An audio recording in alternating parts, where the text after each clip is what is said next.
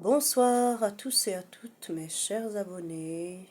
Je tiens tout d'abord à vous remercier pour votre fidélité et pour votre participation et pour vos commentaires, vos encouragements. Merci, merci du fond du cœur.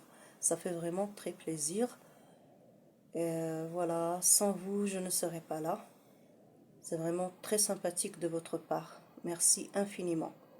Surtout, n'oubliez pas de vous abonner et n'oubliez pas de liker parce que vous avez tendance à regarder les vidéos mais vous ne likez pas. Et pour les personnes qui ne sont pas encore abonnées, abonnez-vous pour pouvoir bien sûr suivre toutes mes leçons. Merci infiniment. Je suis vraiment très contente de vous retrouver ce soir. Nous allons voir ensemble aujourd'hui une leçon de conjugaison sur les temps simples et les temps composés. Voilà, c'est vrai que les élèves trouvent un peu de difficulté pour faire la différence entre temps simple et temps composé. Je vais essayer aujourd'hui de l'expliquer vraiment le plus facilement possible. Voilà. Si vous avez bien sûr des commentaires, vous avez des questions à poser, vous avez une leçon quelconque que vous n'avez pas compris, que vous n'avez pas comprise, n'hésitez pas à me demander l'explication. Envoyez-moi dans les commentaires voilà tout dont vous avez besoin. Vous pouvez me demander tout ce que vous voulez concernant une leçon que vous n'avez pas comprise, une leçon que vous avez envie de mieux comprendre, une leçon qui vous pose bien sûr des difficultés. N'hésitez pas, envoyez-moi dans les commentaires et je vous l'expliquerai bien sûr sans problème. Au contraire, ça me ferait vraiment plaisir. Donc la leçon d'aujourd'hui, c'est temps simple et temps composé. Alors quand je dis temps simple, je parle des verbes. Voilà, des verbes qui sont conjugués à un temps de l'indicatif. Voilà, comme le présent, l'imparfait, le futur, voilà, futur simple bien sûr, l'impératif, voilà, on va voir seulement, mais il y a d'autres verbes bien sûr, il y a d'autres temps simples, comme le subjonctif présent, voilà. Alors ici, nous allons voir seulement trois temps, l'imparfait, le présent et le futur simple. Voilà, ça ce sont des temps simples, voilà, comme l'impératif et le subjonctif présent aussi. Alors on va étudier ensemble les phrases qui sont au tableau et nous allons passer après au temps composé.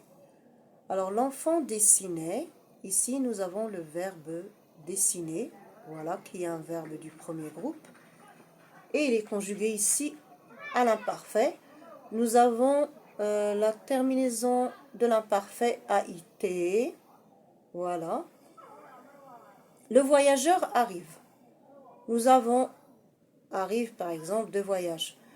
Arrive, ici c'est le verbe arriver, conjugué au présent de l'indicatif. Et vous voyez très bien ici la terminaison c'est E. Nous avons l'invité partira. Alors ici, nous avons le verbe partir conjugué au futur simple. Voilà, partira, nous avons bien sûr A. Voilà. On peut très bien remplacer l'enfant, le voyageur et l'invité par le pronom personnel de conjugaison il sans S, qui est la troisième personne du singulier. Nous passons à la quatrième phrase. Ma tante a préparé. Ici, nous sommes dans les temps composés. Ma tante a préparé.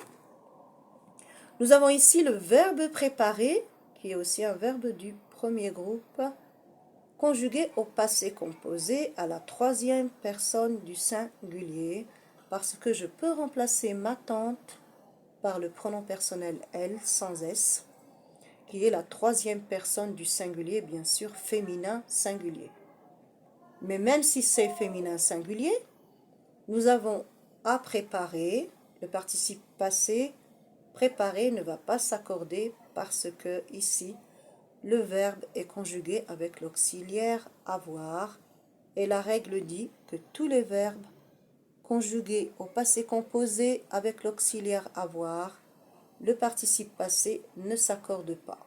Voilà, donc ici nous avons E accent. Sauf bien sûr s'il y a un COD placé avant, celui-là, mais on verra cette leçon prochainement. Ici, il n'y a pas de COD placé avant le verbe conjugué, donc il y a juste le sujet. Ma tante a préparé, donc préparer, le participe passé va s'écrire avec E accent bien sûr. Voilà, il ne va pas s'accorder. Nous avons la phrase suivante. Mes parents sont revenus de voyage par exemple. Alors mes parents sont revenus. Ici nous avons le verbe revenir conjugué au passé composé avec l'auxiliaire être. Je dis bien avec l'auxiliaire être. Et la règle générale, elle dit que tous les verbes conjugués à un temps composé, je dis bien à un temps composé, c'est-à-dire le passé composé, le plus que parfait, le futur antérieur, il y a beaucoup de temps composés. À ce moment-là, le participe passé s'accorde en genre et en nombre avec le sujet. Ici, mes parents, c'est pluriel, c'est masculin pluriel, sont revenus, donc le participe passé va prendre S. Pourquoi vous allez me dire ce ne serait pas féminin pluriel? Non, ici, mes parents, c'est masculin pluriel, parce que vous le savez très bien. Dans la langue française, le masculin l'emporte toujours sur le féminin. Quand je dis mes parents, c'est-à-dire je parle de mon père et de ma mère. Voilà, et bien sûr, mon père va l'emporter sur ma mère. Donc ça devient masculin, le sujet devient masculin pluriel. Mes parents sont revenus.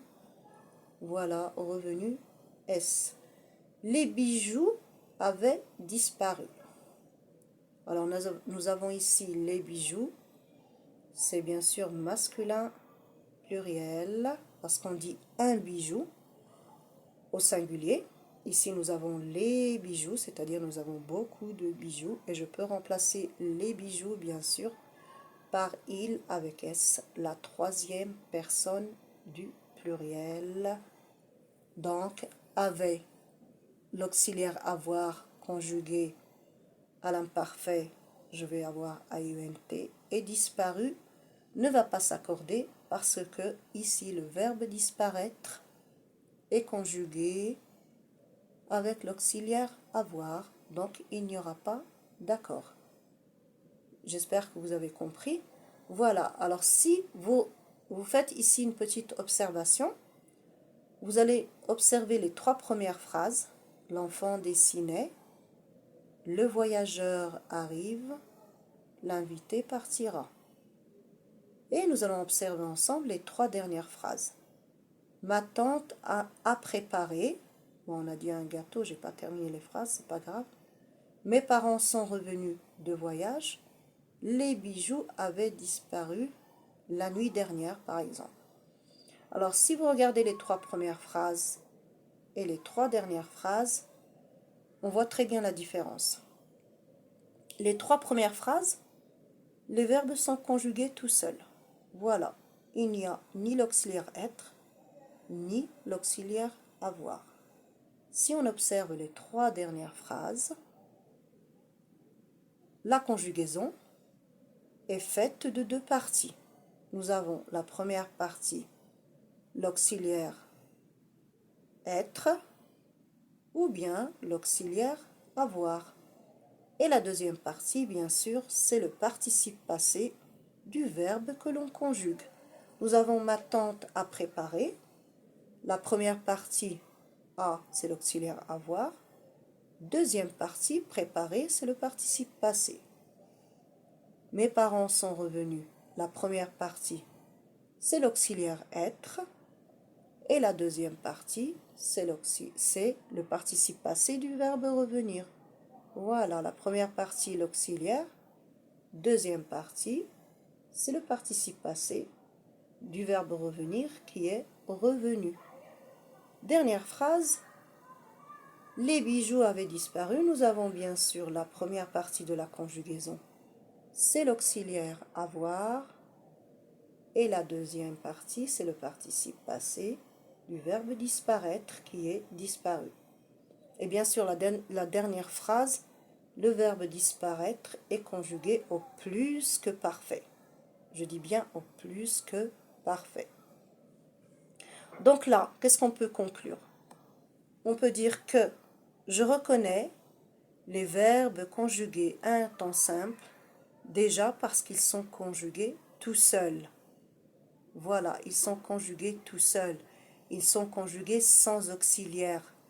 Et je reconnais les verbes conjugués à un temps composé parce qu'ils sont conjugués ils sont conjugués de deux parties avec un auxiliaire et un participe passé.